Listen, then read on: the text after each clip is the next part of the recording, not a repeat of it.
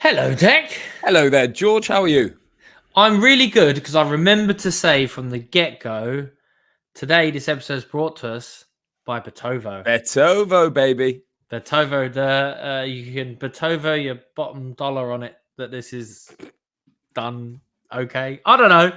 Betovo, proud sponsors of the GGBC. Big up Betovo. Yeah, well, we're better, all the better for having Betovo on board, aren't we, George? How was your weekend? This Monday we're doing this. Usually we Yep. might do a Sunday one. That was my fault this week, but you've been away, haven't you? I have been across the continent, Deck, in very, very sunny and lovely Germany. Oh yeah. I flew into Munich and then down the coast. We were close to Passau. I think it's how I'm probably butchering Passau the about language. that. Passau about that, yes. In Bavaria with the Stein beers, Sausage. sunshine, Bratwurst. yeah, bratwurst. Curry sausage, as they say, as the locals refer to it as. It was lovely, mate. Had a lovely, lovely time. Beautiful. But I'm back. I've caught up on the weekend's boxing. Thank God for that. You wasn't there, or was you there? Yeah. Of course I was. This is how about that for Saturday's O2 show where I was there ringside with getting my hands dirty. Why did you drop your pen in some ink? Yeah, in some currywurst. No, I was there, George. On Sunday though, I was in Brighton at the Libertines gig. Remember the Libertines? Fucking love the Libertines. God, I love the Libertines. Yeah, and it was crawling with podcast listeners. Absolutely, couldn't fucking move. It was wall to wall GGBC members, and everyone saying, "When are you back? When are you back?" And I'm like, "We're back, we're back. We had a couple of episodes." They're like, "Yeah." So I can't. Did they was there pork pie hats everywhere? Nah, do you know what? I thought I was real expecting skinny ties. A lot of that. There wasn't. There was quite a few of the Libertine football shirts, the Margate ones. Right. But yeah, it was a good do. Callum from Hassocks, I said I'd give him a shout out. A guy called Joe Simpson as well. Someone else, I didn't get his name. He was absolutely spangled. He was on another planet. Yeah. But he said he listened to the pod, and I was like, fucking don't he listen to anything. But yeah, shout him out as well. You know who you are. So that was good. But Saturday night was where the magic happened at the O2 Arena. But before that, George, got an important update. Yeah. Sharkgate has caught the listeners like nothing else we've ever done before. I've been inundated with messages. First of all, G Bar on Instagram sent us to at GG Boxing Club on Insta. Sent me a story about tourist beaches in Spain were closed after huge shark spotted close to shore, and it's clearly a hammerhead, not just any shark. It's a hammerhead. I think we've teased them out of sort of their obscurity. They're asleep. A bit like this podcast, actually. We're very much the hammerhead shark of podcast. We've been asleep. And even better, Dodgy Tat Dave was one of many people who sent me this story that wild sharks off the coast of Brazil have tested positive for cocaine. Right? So they tested 13 sharks. The best thing about this is they signed up for VADA. They fucking need to now. The shark species that were tested were called sharp-nosed sharks, which I thought was appropriate. Well, yeah. I mean, mate, I'm telling you, this is all true. So they tested 13 sharks, unlucky for some, and all 13 sharks were positive for cocaine, with a concentration as much as 100 times higher than previously reported for other aquatic creatures. The scientists found. This is from the report. This is off the coast of Brazil. It marks the first study, the report says, to find the presence of cocaine in free-range sharks, and found the substance was more prevalent in muscle tissue than in the sharks' livers. I don't know what relevance that is, but basically, all these sharks it straight bang on it. Apparently, is smugglers and that around those coastal. I mean, that's the theory. That sharks are just finding these packages. You're demonizing sharks again. Now you're saying they're smuggling cocaine out of I'm just saying that. And then when I Googled this story to do some further research, turns out last year in 2023, there was a film released called Cocaine Shark. Just that. So I might have to watch it. I think listeners, that's the homework for this week. Let's all go and watch Cocaine Shark and see what's happening. But is there any other drug related sort of aquatic, wildlife news? I mean, what do dolphins do? They don't shoot up heroin. Nah, they get high, don't they? Wacky backy, yeah. They like a good time. There was a film called Cocaine Bear, wasn't there? As well, wasn't there? This was obviously Cocaine Bear. Yeah, remember that? That was a film, I think. Is that the prequel to Cocaine Shark? Yeah, and then it goes in the water. It's like, yeah, the next one. But anyway, yeah, keep the shark news coming because we need to hear it, because it turns out that talks of Shark's demise were very much overestimated, because sharks are back, as is George Derek Delboy Chisora. Yes. At 40 years old, on Saturday night, he rolled back the years in his final outing at the O2, his 10th outing at the O2. My dear friend Wally Downs said, instead of Hotel California, as he walks out to, we should say Hotel Del Chisora, because he's made that place his own. And on Saturday night, 10 of some of the maddest rounds I've ever seen. Him and Joe Joyce just colliding with each other constantly. Joyce down in the 9th, and Derek Chisora takes a unanimous decision in the showdown on the Thames. I mean, I'm not over egging it. It was one of the most mental fights I've ever seen. It was absolutely like nothing I've ever experienced before. Who backed a Delboy win? You did. Should we the sniff it back? gaffer. The gaffer. Yeah. Absolutely nailed it. And do you know what? That 9th round, when he drops him, it's a counter shot. Oh, we back? Yeah, we're back. Yeah. Sorry, that 9th round, he counters off the ropes. He spent a lot of time on the ropes just getting pummeled and just countering back with hooks. And Joe Joyce ate about 70 left hooks. Anyway, if he hadn't dropped him in that round, based on the scorecards, it would have been a majority draw if Chisora had won that round 10-9. That 9th round, if he hadn't dropped him, well, with that score, with that 10-8 round, he wins a unanimous decision. If he hadn't dropped him and say he still won the round 10-9, it would have been a draw. And if, what would probably more likely, if he hadn't got the knockdown, Joe Joyce, if you look at the rest of the round, probably would have won that round. It was a good round for him until then. Then Derek Chisora loses. So really, it was all down to the knockdown. He needed it. He pulled it out of the bag. And I've never seen anything like it, George. What was your opinion on it? What did you think? Yeah, well, when the fight was made, you're thinking, these guys, they got miles on the clock now, but is it still an even fight? You just don't know. Yeah. You just don't know. But it really was. I mean, Chisora looked tired, like he was bouncing from rope to rope to rope. But when he does punch, he more often than not lands, because Joyce's defense is so poor. I mean, it's always been so poor. And those shots are far more eye-catching shots than the one that Joyce lands. But he just keeps marauding forward, don't he? Just keeps coming forward. So you think, is he just going to get Chisora? And there were loads of times where it looked like Chisora's legs were going or gone. Frampton on comms was picking up on it. And it felt like one of those fights where you could just say the worst thing at the wrong time, and it makes it look like you don't know what you're talking about. You're like, Joyce is on the verge of finishing him now, and then Chisora chins him, or Chisora's looking like he's getting his feet under him, and then he gone, So I think it was a great fight to watch, where they both bring enough energy where they're not just looking to hold and hug like we, generations before. That was the heavyweights we were used to when they start coming to this stage of their career. But these two are still good engines. I thought personally Joyce is just still too heavy. I think he's too old now to get that weight down. But when he's coming in at the 280s, for someone who's not particularly fast on his feet and mobile, his hand speed's always been quite slow, but I can imagine it's a right effort now to get the punches out. And Chisora still got that bit of whip, that he'll dip one way, dip the other. The hooks are still dangerous enough. And I think, was it a left hook or a right hand? I think it was a right hand. Right hand off the ropes. Right hand off the ropes that he lands on Joyce. And yeah, I mean, Joyce, to be honest, as he gets up, you're thinking, he's not too bad. Maybe it's a flash knockdown, but it's not. He's definitely hurt at that point. He's just got that stoic face that doesn't really give an awful lot away.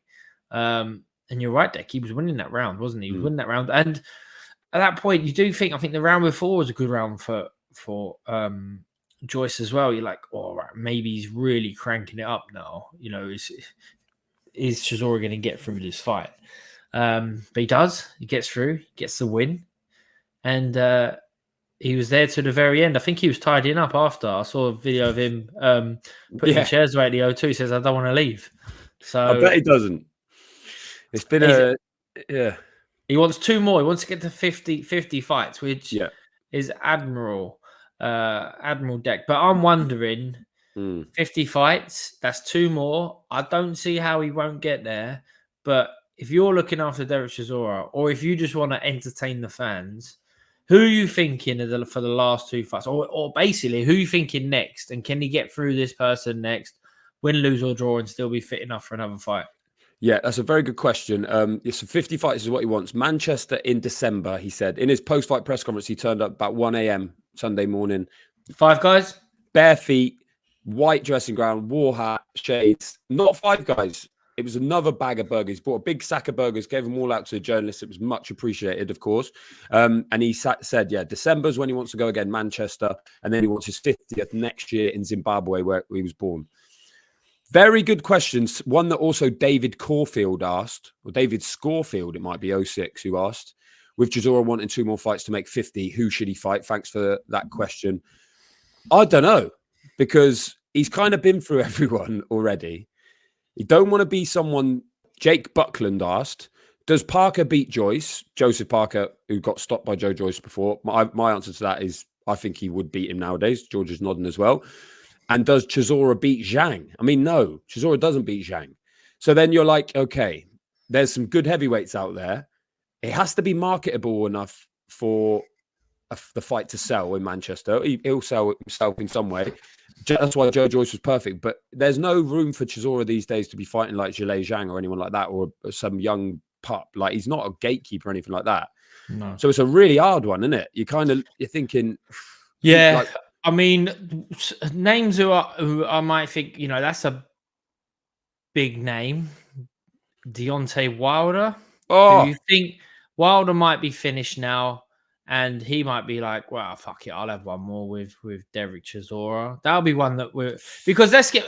I mean, think Chisora beat Wilder these days. Yeah, exactly, and he would, and Chisora just kind of deserves to beat Wilder. I'm trying to think of guys with a bit of name, bit of curiosity. That's the key. Probably beat. I think.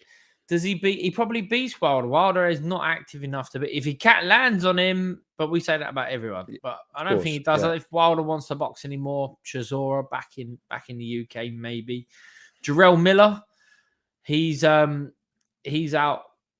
this weekend against Andy Ruiz. Obviously, see how he gets on there. But Miller's that's a great fight, because the build up would just be the two of them would be hilarious. Again, I think that's a great shout. Yeah, even if he loses against Andy Ruiz. Yeah, he probably makes it more sense if he does lose. Miller, he runs out of steam. He's way too overweight. But his hand speed's still relatively quick, even though he's now, if he is clean.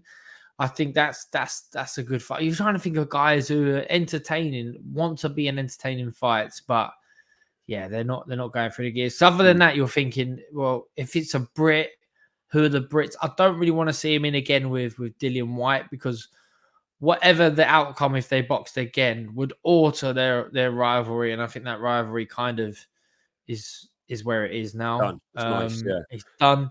Johnny Fisher, too fresh deck. Yeah, I think Eddie Hearn's been talking about Johnny Fisher, and it's one of them where it's like you've mentioned Wilder, Miller, like names established, maybe over the hill, or you go the other way, and you go, right, okay, let's see if one of the young guys can see Chisora off. Like, let's see if you can handle the heat, sort of thing. And Johnny Fisher's been mentioned by Eddie Hearn. I mean, I'd watch Johnny Fisher against Derek Chisora without a doubt. And there's enough of them, like David Adelaide, Solly Dakers. There's so many. Fraser Clark, obviously, him and Wardley are probably going to have a rematch. So that's not announced yet. But there's enough names in Britain where you could keep it British. And it would be a big opportunity for someone to go and beat Chisora, especially now after what he did on Saturday night. Because I was thinking, it's weird, because a couple of years ago when Joe Joyce beat like Dubois and Chisora was kind of, people had said he was finished and they should retire. The idea of Joe Joyce boxing Derek Chisora was almost absurd anyway, let alone for them to fight and for Chisora to win. So it does change around quickly. But yeah, they've got to handle this one carefully, because they don't want to see him getting knocked out, obviously. He doesn't really get knocked out anyway. Dylan White did and David Hay did. But other than that, you think you don't want to see him getting knocked out if he wants to go and fight in Zimbabwe a 50th fight. Like it has to be, yeah. And then also, how many more times can he go to that well? Because that was like nothing I've ever seen on Saturday night. So yeah, so that's a dodgy one. I like the Miller shout. That's I mean, depends how you feel about Jarrell Miller getting how many chances he's got, but he's boxing in. I mean, they've all been up to it. Well, not all of them, but lots of them have been up to it, and they come again. And heavyweights sort of live forever, and they can keep coming. Derek Chisora is definitely proof of that. That popularity and entertainment surpass. So I think it's wouldn't want to be a tough one to match. Would Jarrell Miller be maybe too expensive? I don't know. Will they do Joyce again? Like, I mean, I'd fucking watch it. Yeah, and Joyce is saying he's coming back. I'm not exactly sure what's going to. I will speak exactly about Joyce next, but yeah, I mean, a rematch of that in Manchester would sell, wouldn't it? No one would be against it. I'm sure. No, but yeah. But it's when you think in the build up to this fight this weekend, they're showing Joe Joyce beat Daniel Dubois, beat Joseph Parker, and now if you said Joyce beat Parker, you'd say yes. It's a bit cruel, isn't it? It's a bit unfair. It's bizarre how boxing works, but certainly how the heavyweight division is flowing at this point in time, Deck. I'm not sure what his next is for Joyce, but I think he's had a great career. He hasn't won a world title, but I don't think he really has much of a chance now to do it. So if he called it a day at his age, might be the right decision. He does take a lot of shots. Like when he boxes, he doesn't have the ability to evade the shots. He's just always been a big, strong guy. And at times we've thought within his career that he's sort of unbreakable. You can't knock him out. He's got Homer Simpson syndrome.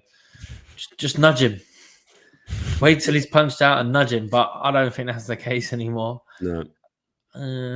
So yeah, I mean, I think we might get Dylan White. Maybe that might be the one. Another thing he said in the press conference, what Chisora said, yeah, I'll fight Dylan White again, but he just has to be clean. So I think that could be one to be made, and I'm sure it would sell. For Joyce, he's 38 now.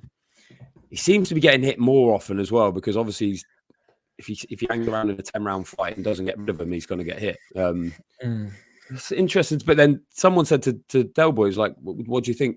What do you think should Joe do? And he said, well, how many losses has he had? He's had 3 losses. And he was like, I've had 13 losses.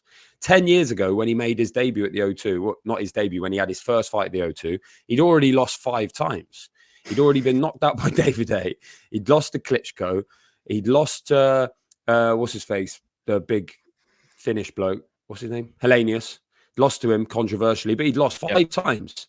And then he had the O2 fight, and he's had 10 fights at the O2 since. So, like, he said, he could do what he wants. Like, it's not, you don't live and die by defeats in heavyweight division. I'm just not exactly sure what the move is for Joe Joyce. Yeah. We'll see. But yeah, someone at Owen Bomber said on Twitter, how criminally underrated is Chisora? He gave Usyk a test and he's been at the top level for 10 plus years. It's a good point. I mean, we can't overstate the fact that the idea that he's a servant to British boxing, that what he's done for boxing, but he has been one of the sort of ubiquitous evergreen characters. And that's what he is as well, a character. It's not just turns up and fights, but he always brings something like controversial, colourful, just a bit of sort of pizzazz, and he always has done. So yeah, I think he has been underrated in a sense. The fact that he can still win as well, win a fight like that, is a beggar's belief. Well, I picked it, but you did. You knew it was coming. I'll tell you someone who maybe don't match him with next, Deck. Oh yeah, who's that? Is a guest that you've lined up who fought on the undercard. Yes. His name is not in the description, so it is a big like. Well, it probably is in the description. Yeah, Moses Itauma. Is he waiting on the line? Have you got him on deck? He's in the waiting room. He's probably shadow boxing or something, but he's in the waiting room. He's going to come on and talk to us. He had his 10th fight at the weekend against Marius Vac, the well-known sort of gatekeeper, tough man, durable, give me some rounds. And Moses Itauma took him out in 2 rounds. Absolutely did the business on him. I was looking at it at the start in the ring, like when they were doing the announcements, and Vac is obviously vast and he's old now. I'm not sure exactly, but he's in his 40s. And then you got Itauma who's 19. And then just thinking, there's this teenager's going to beat up this old bloke, almost old enough to be his dad. He's just going to go over there and beat him up. And it's like, this sport is mental. But normally, Vac is good at nullifying. He can find his way through. He's clever. He's cute. Knows what he's doing. But he had no answer to Moses Itauma. Who's still chasing that Mike Tyson record. I thought it'd be good to get him on and see how he felt about it, and also see now what the plan is for him. Should we get him in? Get him in, Deck. Let's get him in. Right, Moses is here. Moses is on. Moses, the O2, is that the background of the O2? It looks lovely where you are right now. No, I'm actually just in my garden. I've only just woke up and I was like, it's a bit noisy in my house, so I just head to the garden. Just woke up. I think Vac is still waking up, isn't he, from demolition job at the weekend. How was that? No, I enjoyed it. I did enjoy it. I thought, to be fair, I kind of knew it wasn't going to be like, it was a step up, but I didn't think it was going to be a step up because he's not known for like his power, his speed, or like he's just known for taking people the distance. So I knew that it wasn't going to be like as much of a step up as people thought. But I suppose you were, based on that, and we were all expecting rounds. Like Fraser Clark did 10 with him. No matter how old he gets, he seems to still be able to hang in there. But he couldn't handle it. Were you expecting it to be that quick? No, I actually was expecting 10 rounds. Were you? Yeah, like it's even after the first round, I came back to my corner. I was like, Ben, I think I started a bit too fast. It was like, yeah, you did, mate, but do you know what I mean? It's like good to get the first round out anyway. And then he was like, now just start picking your shots. And then, I mean, I went in the second round and the rest is history. So what puts him away? What puts these guys away? Is it the punch power? Is it the speed, accuracy? No, do you know what? So with Wack, all training camp, we was practicing double jab, rear hook, and a backhand to the body jab to the head. And then that is what finished him off. So I guess it's preparation. And as we know, is your secret. I mean, it's not a secret anymore because you told us all, but you're right-handed. You're right-handed southpaw, and that's why that jab is putting people away like a backhand, and the lead hook is so dangerous as well. And you see it, every fight is developing even more. Literally. No, I'm happy with like the team that I got, and they obviously know my strengths and weaknesses, and obviously they use that against Marius Wack. And like I said, it was like if he was in our changing room, the only shots that we was practicing is double jab hook and a backhand to the body jab to the head, and then that's kind of everything that I was throwing in the fight, and then you know. Yeah. But you mentioned Ben there. Obviously, it's a new relationship with Ben. How long have you been there now? A few months, 6 months, 2-3 months. Yeah. How's that been going? Because obviously you were with your old trainer from the start, from day dot. So it's a big change for you, but it seems to be paying off early already.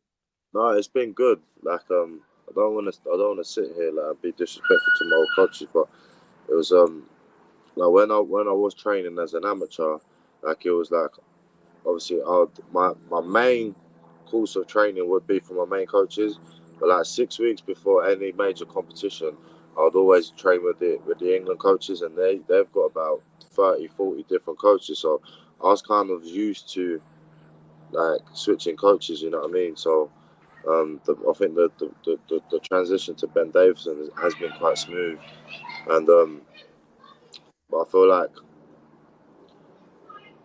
I'm not I wouldn't say a finished product, but I just feel like I need a bit of polishing, you know what I mean? I feel like Ben Davison's the man to do that. There's a big heavyweight flavour in that gym as well now with you, Fabio Wardley, Anthony Joshua, of course. Do the three of you cross paths much? You've also got Jamie as well. Of course, yeah, Jamie TKV. No, not. What do you mean by cross paths? Like, do you train together? Do you see him? Are you in at different times? I assume you're not sparring Anthony Joshua. No, they all train together, but I only really main train with like Alois. I do a lot of rounds with Jamie and Royston. I don't really cross over with them lot.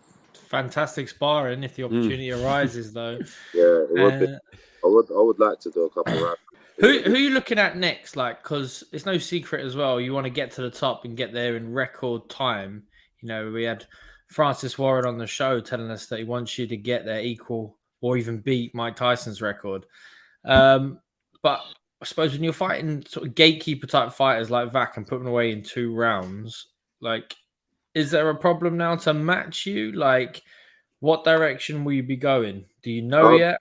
Yeah, I do feel like there's a problem because like I've actually called out everybody's name and like nobody wants to fight. We've offered the fight to like so many people. Even like the main one was obviously like Solomon Day because I was even terrorizing his manager at the old crew. I was like, why don't you let me fight? It was like, mate, we're not going to take the fight against you. Like, you're a lose-lose fight. I was like, fair enough. So it's not really up to me, is it? It's down to my team, my manager, my promoter, my trainers to see what we come up with. I did send them a list of names actually. I'll call out the list of names that I've said to my team. I said Tom Schwartz, Dempsey McKean, Tony Yoka, Guido, Simon King. They're all like big high names, but I'd like to fight someone from England because I want a British domestic dust up. So Fraser Clark's another one that was mentioned in the post-fight interview in particular. Is he on the radar? Is that realistic? Yeah, of course it's realistic. He's not really on the radar, but it definitely is realistic. Yeah, it's a good fight. I like Fraser. He's a nice fella. You alluded to, or George alluded to, actually the race for the Mike Tyson record, which I believe is next May. I think May 25. Yeah. So that list of names there, a couple of them, and you would be on the verge of a world title shot. That's got to be still. It's not out of the question. You're kind of on track.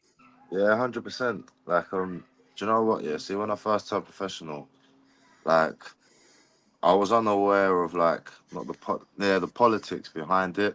Obviously, I just thought two men get in the ring and fight, climb the rankings, and then you become a world champion. But it's not that simple. There's so much stuff outside the ring that you can't control. And like, obviously, if I'd have known that, then I probably wouldn't have said it. But you know, yeah. Politics aside, you're ready and you want to be fighting for a world title in 100%. record-breaking time. Yes, and that is a tremendous list you've got. But we don't know who's next. I suppose it's just no, we don't know. We when can you're go out back next. to drawing board. September time, hopefully September. You're on the Wembley card. Which one's that one? Joshua Dubois. No, I won't be on that one. Boo. Fortunately not.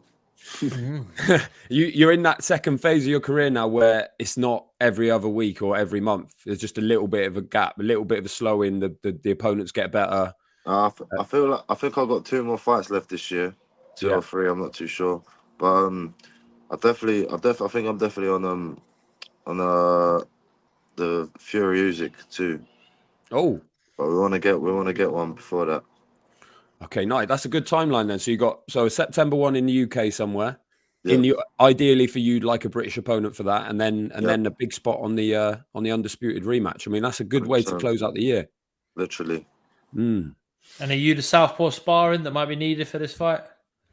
Well, against Fury, do you know what?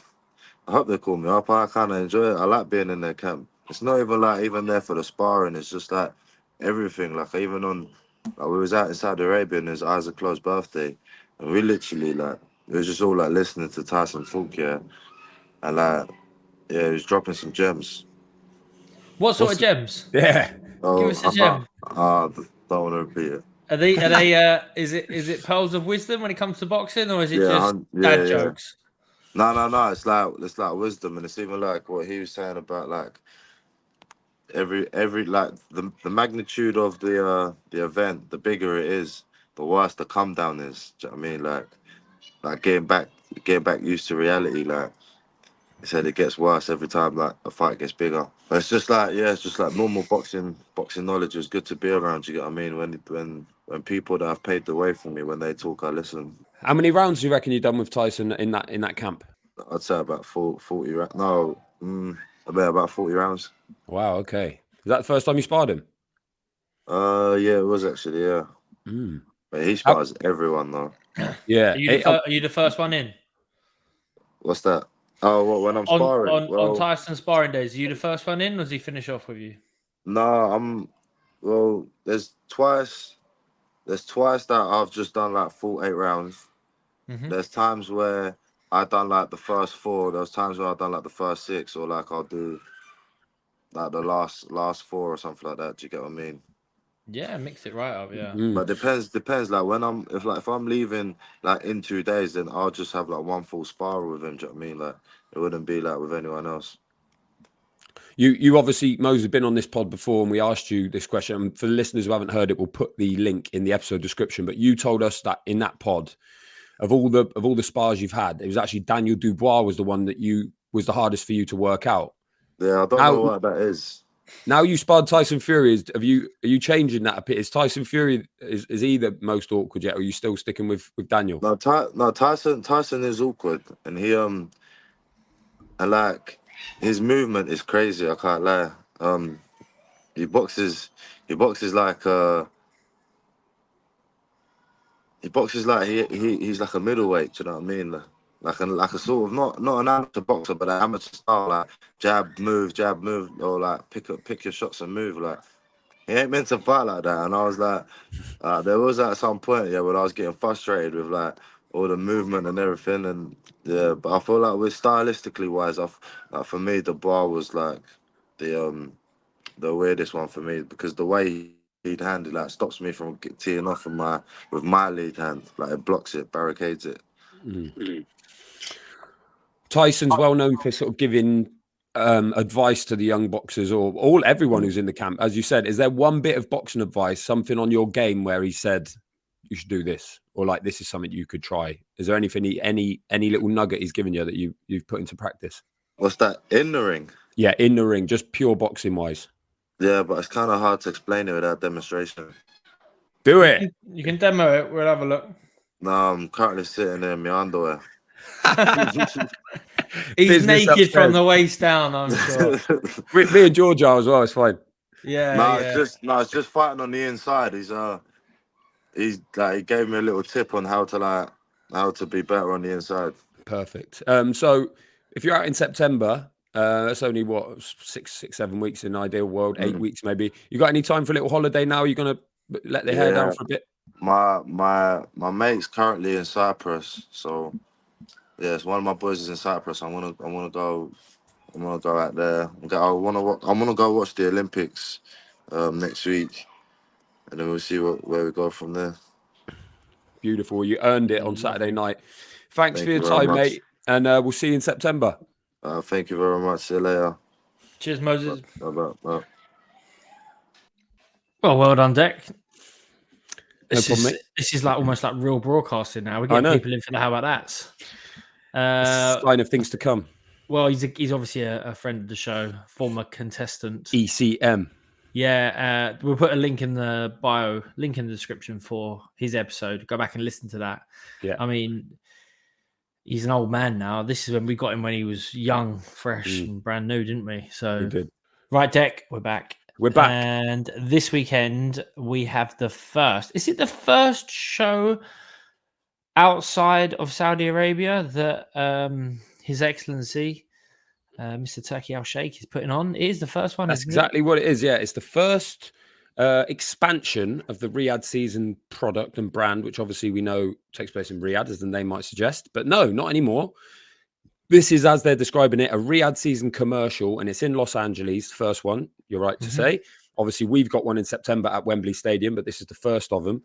And they haven't done things by half, George, because at the top of the bill, not only have they got Terence Crawford going for a world title in a 4th weight class against Israel Madrimov, the excellent Uzbek.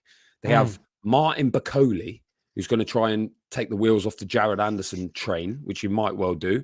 We've already said Jarrell Miller and Andy Ruiz are having a fight to decide who's the biggest, funnest man in LA.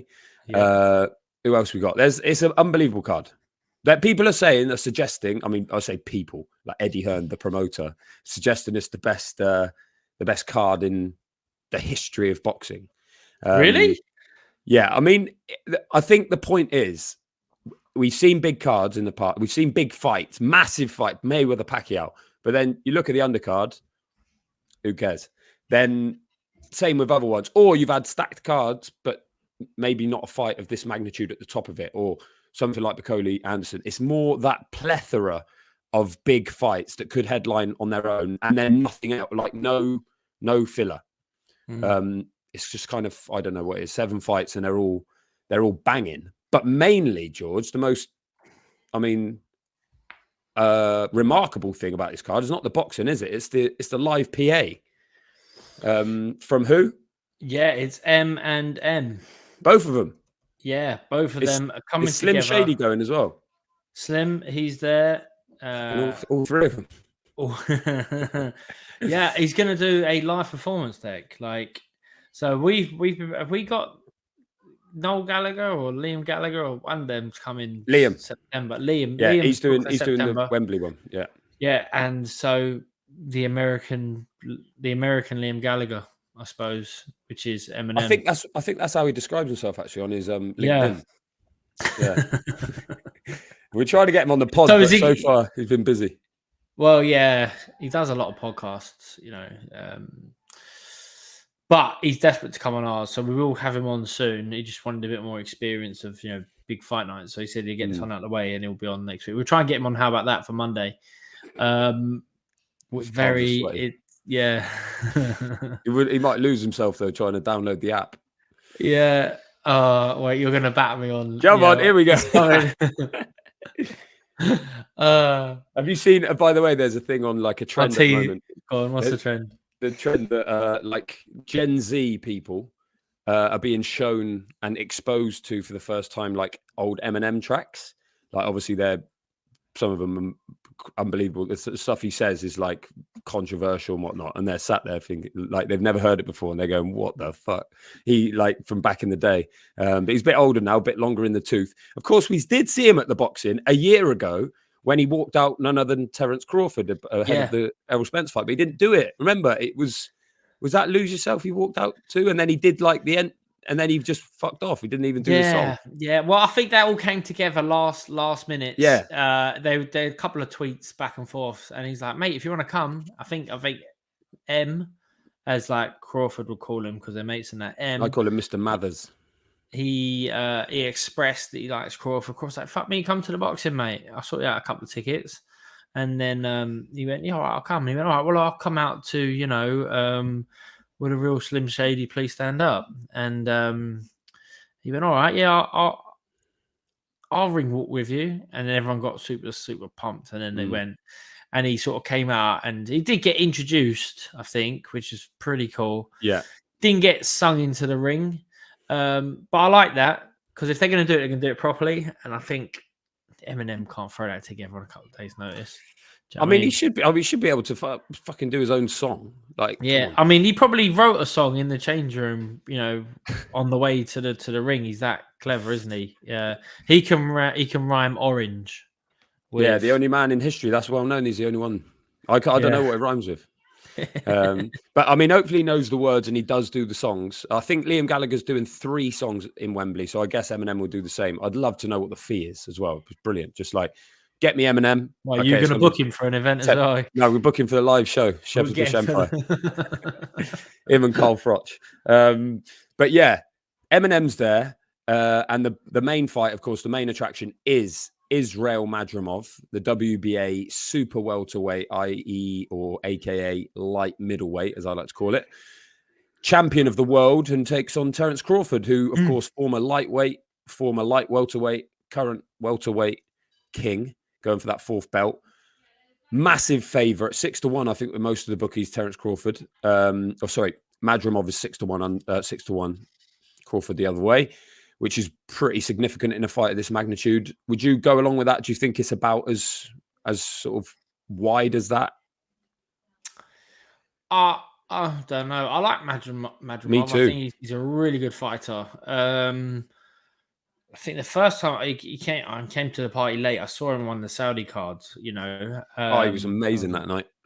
Yeah, I thought he's got that Eastern Bloc sort of ability. He exceptional balance, looks strong, like a really good athlete. But I can't see anyone getting past Crawford, like even at his age and up at a new weight. He's a force, and he's a tour de force. I think, you know, the way he beat Spence, where you think, you know, maybe Spence burned the candle at both ends, injuries and other problems caught up with him, and it weren't the best Spence. You know, that fight was a couple of years too late. But still, the way he dealt with him, the way he's dealt with everyone, it's just, he's going to go down as one of the best to box. He's certainly one of the best of this era. So I just think he's going to be too much for Madronov. I think we'll see another exceptional display, and I think we'll see typical Crawford as well. It's not like, oh, he's gone up and it's a step too far and he's going to have to nick a win. You know, it's not what this is about. It's going to be a great fight. It's going to be a great fight, Deck. But are you picking Madronov to win? Yeah, you thinking I'm going to put a cheeky little 10 euros on that? No, and I'll tell you for why. I think Madronov's a very good fighter, and that the Kurbanov fight is the one you're talking about. That was in last year. He had 2 fights last year, won them both. He has more momentum, you could say. Obviously, Crawford hasn't boxed for a year. So going to be ring rust. In fact, he's only boxed 3 times since he beat Kell Brook in 2020. So 3 times in 4 years. He's never been that active, certainly not recently. But he did stop everyone during his welterweight campaign. Everyone, which is really something he moved up as undisputed champion. He boxed Jeff Horn, stopped him in the 9th, Benavidez 12th, Amir Khan 6th, Kavaliauskas 9th, Kell Brook 4th, Sean Porter 10th, Avanesian 6th, Errol Spence 9th, and now he's gone up 1. So I don't think the size is a problem. Eddie Hearn says, my guy Madromov's too big. Simple as that. I don't think so. He's also very nasty, very good finisher. I think he catches up with Madronov and stops him late. I just don't think Madronov has had the exposure to someone this good. He's obviously had a long amateur career, and he's had a good professional career to date. But Terence Crawford's just different beast, different gravy. And I interviewed Madronov last week for the Boxing News, and I put that to him. I said, you know, maybe is Crawford on the way out a bit? You know, he hasn't been active, blah, blah, blah. Even Madronov was like, no, because his last fight was the best performance of his career. How can you say this is a man in decline? It's just not true. And he's on the money. He's not going to get old overnight. He's actually fresh because he hasn't been that active in that sense. I think it goes that way. So no, I don't see it. I don't see an upset here. I really don't. And then we know that Turkey wants to do Crawford against Canelo in Saudi. So he's got that massive carrot of a lot of money, even more money to box Terence Crawford, to box Canelo Alvarez. So I think he does the business, George. What do you think? Yeah, I think he does. And I'd love to see, I think I really would actually love to see Crawford v Canelo. Yeah. Like when it was first being mooted, I think it was first time Crawford was like, yeah, I'll fight him. I was thinking, nah, mate, come on, that's too much. It wasn't long after Canelo come down from like heavyweight. I was like, nah. But I saw. I don't know if it's true or not, but I saw like a clip that came up. It was just quotes from. I think it was from Mr. Turkey Al Sheikh saying, yeah, we want to make the Canelo fight.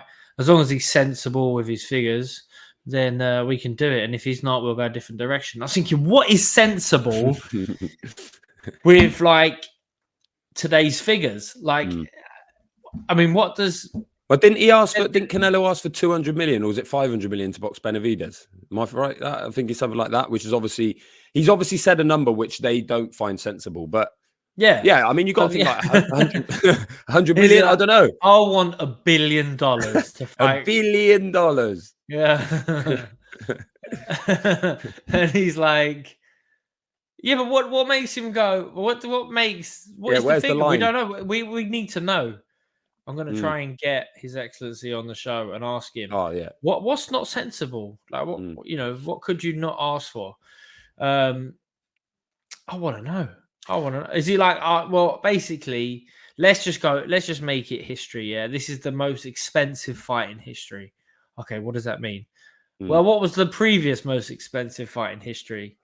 Was it Mayweather Pacquiao? Pacquiao, and they cleared $500 million. So it made $500 million. They split $500 million, for example. Is that okay? Well, we got to beat that by a sizable chunk. Give Crawford like 30 billion. I'll take 700. Yeah, I mean, let's see if he's sensible. I mean, if I'm Canelo, I'd still look at Crawford and be like, he's welterweight, I'll beat him. But Canelo might just be losing a step, and if Crawford has no problem with the light middleweight in Madrimov, Canelo's not the biggest, like tallest wise. I mean, I'd watch it. I mean, it sounded preposterous at first, but the more it's getting kind of suggested, the more I'm thinking I'd like to see it. But he's got to get through Madrimov first and win that title in the 4th weight class. So we'll see. That's at the BMO Stadium in Los Angeles, as our producer Dazzling Darren just pointed out. The LA card starts at 1 a.m. UK time, and it's one of them. It's one of them where it's not set your alarm for 5 because there's nothing on the undercard that you really can be arsed with, because there's a lot on the undercard. So yeah, I don't know. Burn the midnight oil. That's gonna be quite hard then, Deck, isn't it? It is. It is. You have to be very much entertained from. Yeah, from I mean, there are some heavyweights. Yeah, you can do some power naps in between, like just do some press ups. That's the way you want to keep your heart rate up, don't you? You don't want to let that heart rate plummet. You'll end up snoozing the whole time. I am very much interested in Jared Anderson to get Martin Bacoli. George, do you think Bacoli might have a chance here of pulling off the upset and the big hope in Jared Anderson? Yeah, it could be. I mean, seeing quite a bit of Bacoli over the years, and he does look like he could be like the bogeyman for a lot of people. Good boxer, and must be uncomfortable to box.